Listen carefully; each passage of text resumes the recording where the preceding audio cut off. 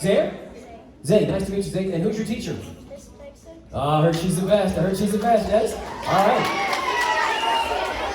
All right, a question for my friends here. How many of you have been on a cruise ship before? Ooh, how many have been to the beach? All right, let's pretend that he's at the beach. Let me see you swim. All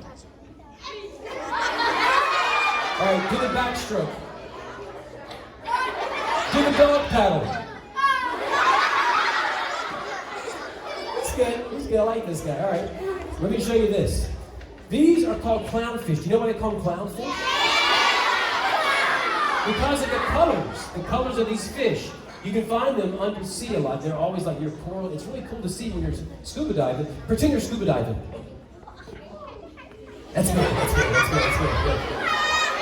Now, I also brought this. Let me show you this here. This is kind of neat. This is a picture. I've got a stack of pictures from under the sea here, and you can see there's a treasure box and the sand and the water. Here's a marker for you. Take this, and if you would, write your name pretty big on the sand on the bottom of the sea, and put your mom and dad's Visa account number too. Write it pretty. I'm joking about that. Yeah, just write it pretty big. Nice handwriting, buddy. Recap it. He has signed his name. Can you guys see that?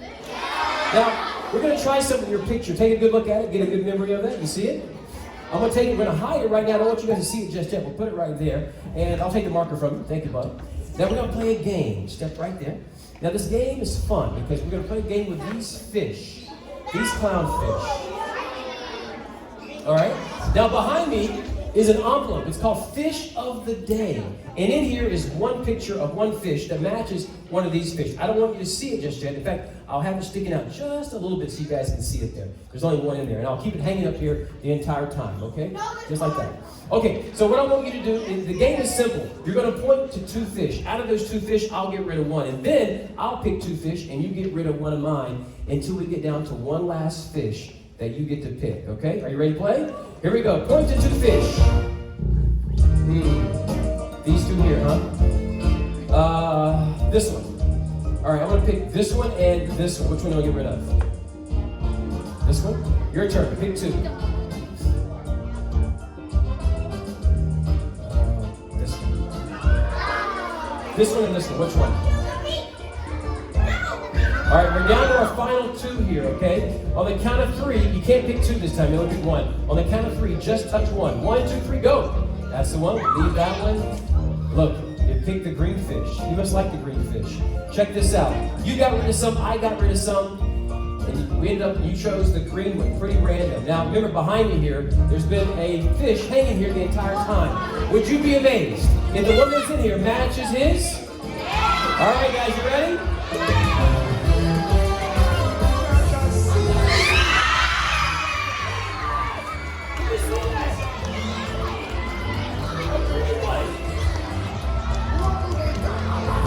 Wait. Do you remember that one picture? He signed it before he started. Remember that?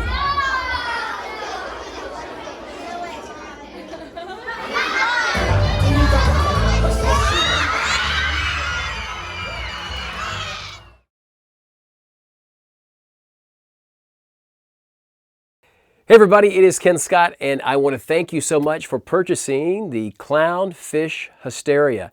If you know anything about my products, I put a thing out called Hard Hat Hysteria many years ago, and it worked great for my theme show I did that year. It was with these hard hats, and it was a great routine. And then I did one called Elf Hat Hysteria, and it was more based on a Christmas with elf hats, and it has been great for me. So this year, I put another one called the Clownfish Hysteria. Now this one is not hats. This is just a takeoff of the same principle that I put together for that. And if you know my work, I love putting little cherries on there. And that's why, as you saw in the video there, I use the out to lunch principle on this. So let's talk, let's go into detail what you're getting here. And then the trick itself is pretty self-explanatory, but I just want to give you some tips on so forth. So the board itself, as you can see, the board is a magnetic board, and we've put a sticker on top of this. So that's, now on mine, the one I use, like this is the same one I use for Book Race. It can get beat up, so if you've got a cover or you put it in a pillowcase or something, you might want to do that. But I have a black marker that I'm always kind of touching my board up and stuff. So that just might be something you might want to carry around with you. And the print itself is pretty durable, but you don't want to put it up against where it can get cut, okay? But just know that that is, it's a dry erase board magnetic, and that's how everything's sticking on there. So with that, let me turn that so you don't get blinded here. Let me talk to you about the fish that you get here, the fish. Obviously, there's going to be 6 fish. There's 6 different colors here, and I have painstakingly tried to figure a way to insert a magnet on here so they stick onto the board. And this took a while for me to figure this out to make it work. I had tried Velcro and then Velcro and it didn't look good. Eventually, it would just come off. So just finding ways to make this work was difficult. I think I found what I like so far about this. So what I've done is on the back of the fish, I slit the fish just like if I was cleaning the fish. I actually cut the fish, and I was using fabric glue and sticking a magnet in there and then having these gloves on and trying to put the material back together with this glue, and then it has to dry overnight. It was a mess. Didn't work out. I thought that was going to be the way to go.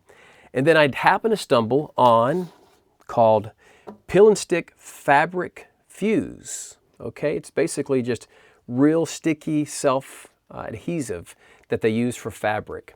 And so that is what I've used. So if for any reason that your fish happens to come apart, which it's on there pretty good, there's a magnet inside stuck with a piece of tape inside the fish, kind of put over to the side, and then the material stuck back on the tape to keep it stuck together. So as long as you treat it pretty okay, it shouldn't come apart. But if you, for some reason, you need to put a new magnet in there or put some more self-sticky on there, this is what I use right here. It's called Peel and Stick Fabric Fuse. I get this, I think, at Joann's Fabric, but you can get it at any fabric place will carry this stuff. But it's just a roll of it.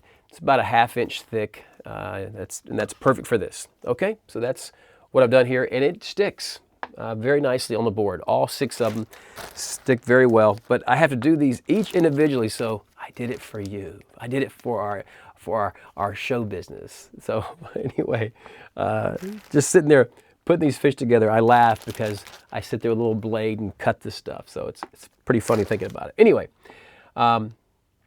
this is what it looks like. So when I'm presenting this trick, I want to keep the treasure kind of open. I don't want to cover that up because I think it's a good looking graphic. And by the way, this looks great on stage. Kids love the look of this because it's got a good, fun look to it, just with these clownfish. So it's got a good look already before you've done anything, okay?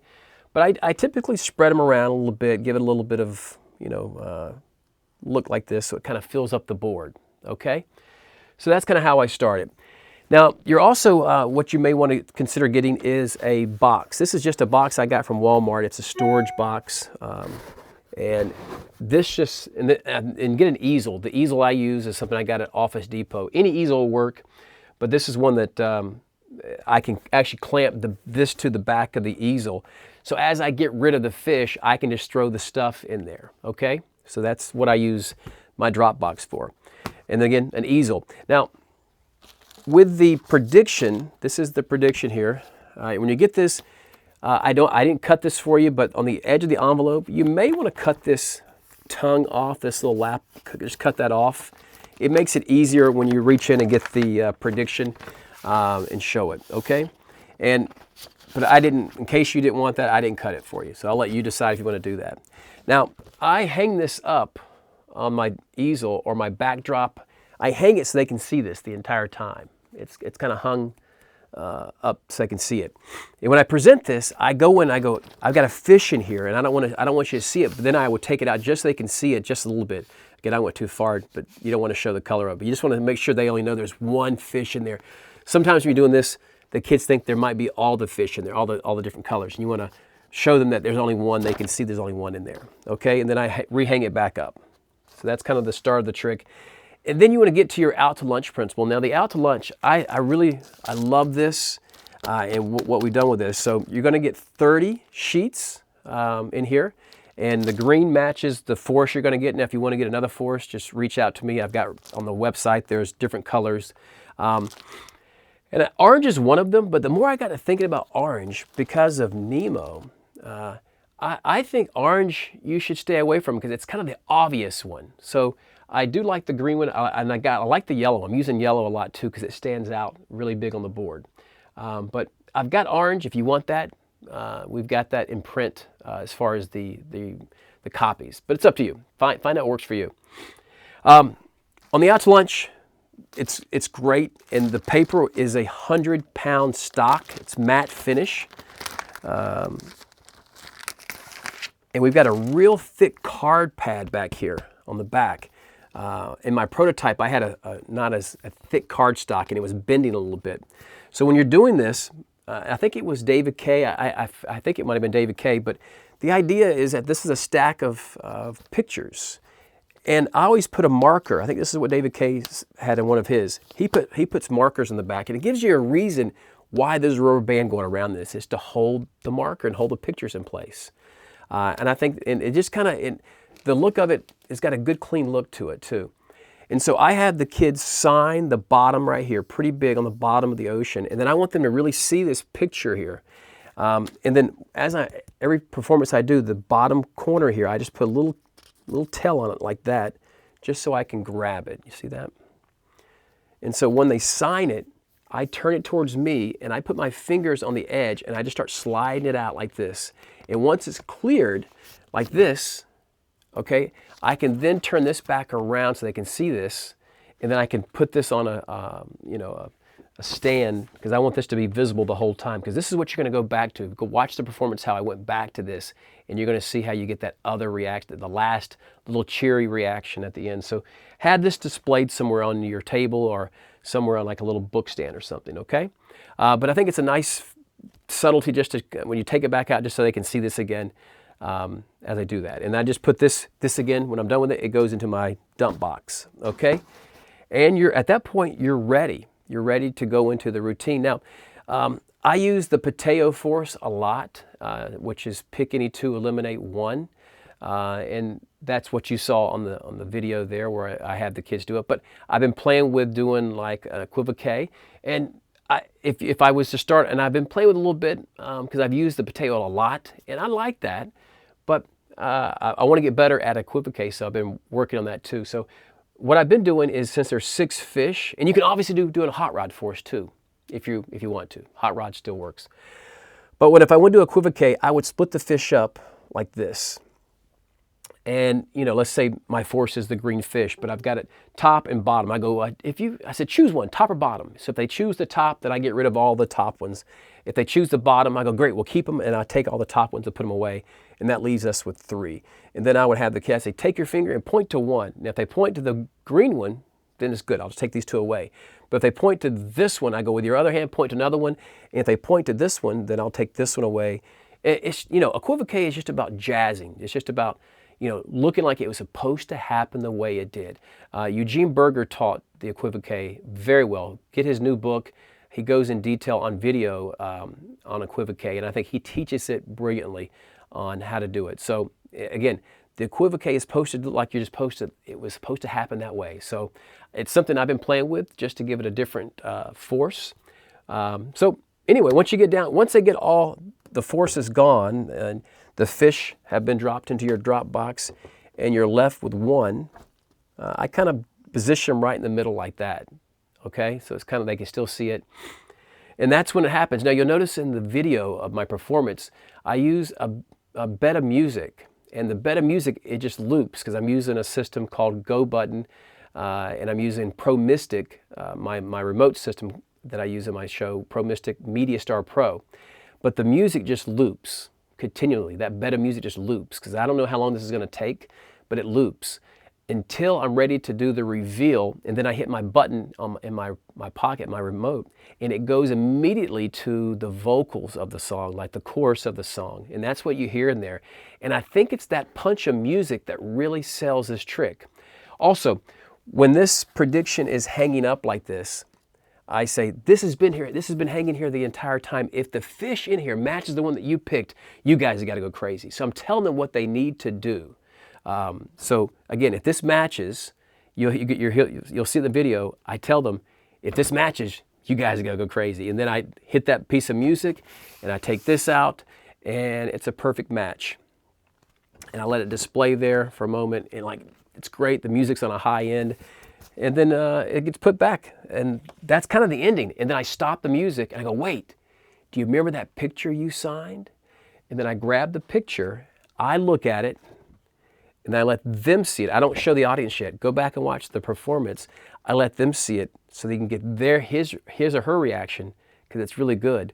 And then once they see it, it really is noticeable. And you'll notice the fish here is almost as big, if not bigger than the fish that's on here, which I like. So this is a huge difference. Like it really was, the difference in the looks completely different. So this is what they saw, and this is what it ends up being. So it's a real nice magical experience for them because their name's at the bottom here.